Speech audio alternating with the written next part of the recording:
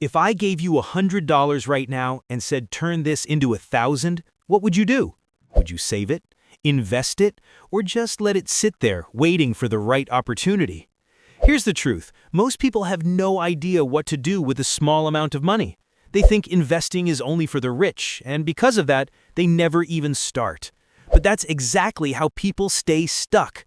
So today, I'm going to show you how to turn that same $100 into something way bigger, step by step, climbing what I call the risk ladder.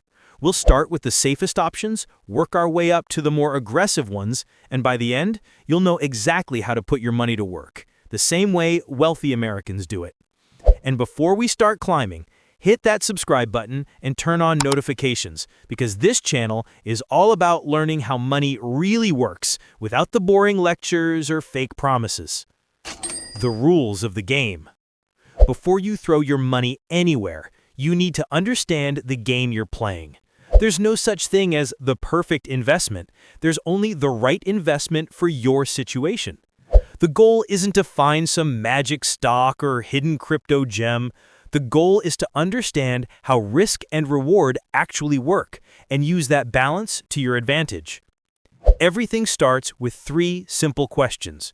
Number 1, how long can you leave this money invested? Number 2, what's your goal? Is it safety, growth, or passive income? And number 3, how much risk can you handle without panicking the moment the numbers go red?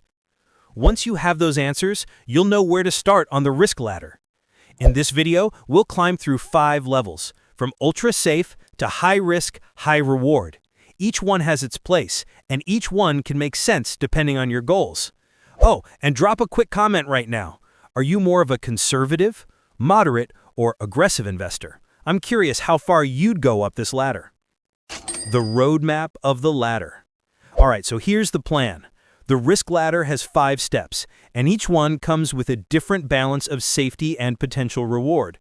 Think of it like leveling up in a game. You start by protecting your money, then you learn how to make it grow, and finally, you explore the moves that can multiply it. We'll start with the foundation, where your money is 100% safe and easy to access. Then we'll move into long-term growth, steady income, and eventually the more advanced and yes, riskier plays that can give you those big jumps. But here's something you need to know right now. If you skip a step, you're cutting your chances of success in half. Most people jump straight into high-risk stuff without a base, and that's exactly why they lose. Stick around till the end, because I'll show you which step almost everyone ignores and why it's the real difference between staying broke and building wealth. Step 1. High-yield savings account, risk 1 of 10. Step 1 is simple, and honestly, it's the step most people skip. It's called a high-yield savings account. Now, I know that doesn't sound exciting. You're not going to double your money overnight, but this step isn't about getting rich. It's about building your foundation. A high-yield savings account is where you keep your emergency fund, the money you can access anytime, no questions asked. It's what saves you when your car breaks down, your hours get cut, or life just decides to throw a surprise at you. Banks like Ally, Marcus by Goldman Sachs, and Discover offer these accounts with much higher interest rates than regular checking. The goal here is to save 1 to 3 months of expenses before you even think about investing. That way, you never have to swipe a credit card or take out a loan just to survive an emergency. This is the base of your money game, your safety net. Once you have it, you can move up the ladder with confidence, knowing that no matter what happens, you're covered. Step 2. Index funds or ETFs.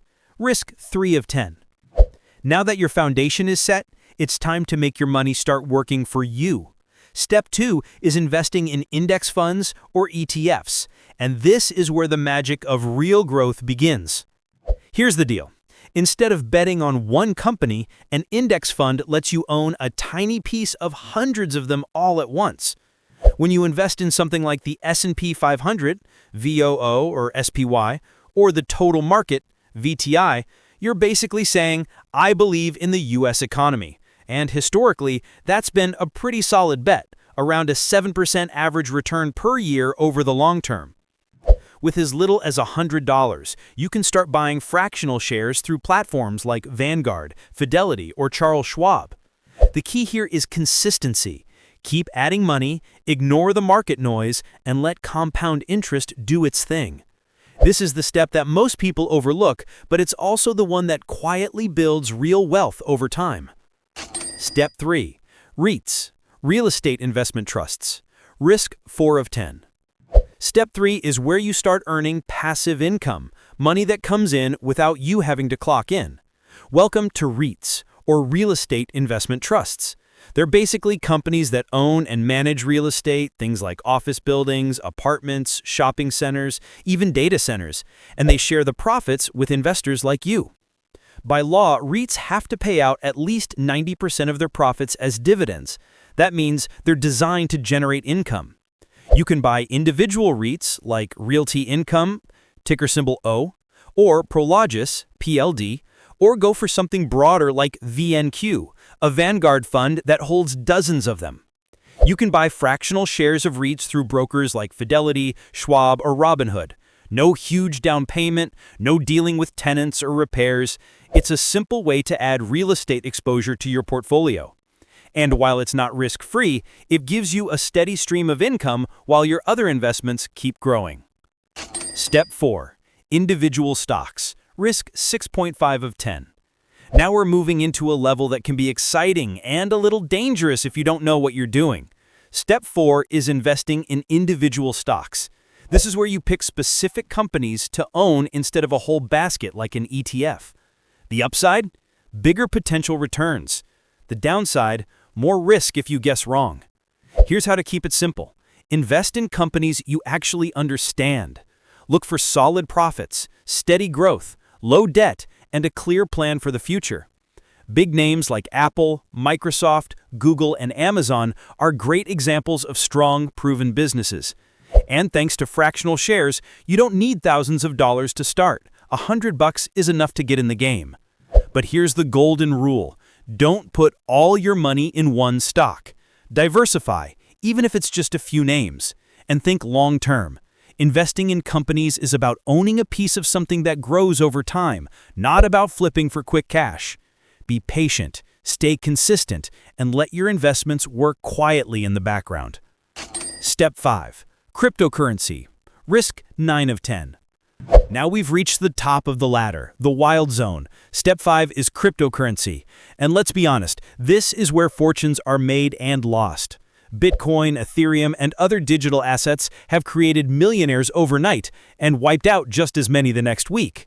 So here's the real talk. Crypto is extremely volatile. Prices can swing 20% in a single day, which is why this should never be your foundation. It's the final layer, the experimental zone. The idea behind Bitcoin is that it's limited, decentralized, and protected by technology, which makes it resistant to inflation and government control.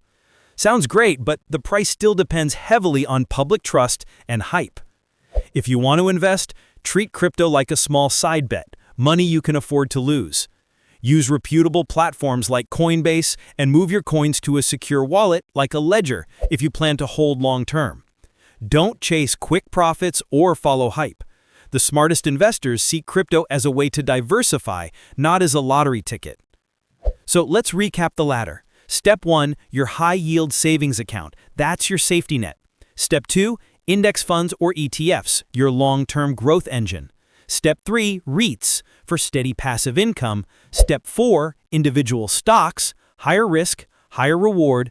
And Step 5, crypto, your wild card, for when you're ready to take controlled risks. The order matters. You start safe, build your base, then climb.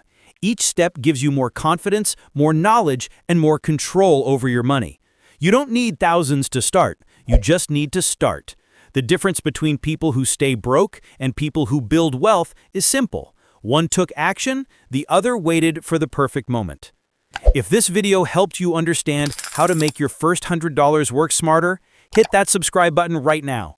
Here, we talk about money the way it actually works, without hype, without shortcuts, just strategies that last. And tell me in the comments, which step are you on right now? I want to know how far you're ready to climb.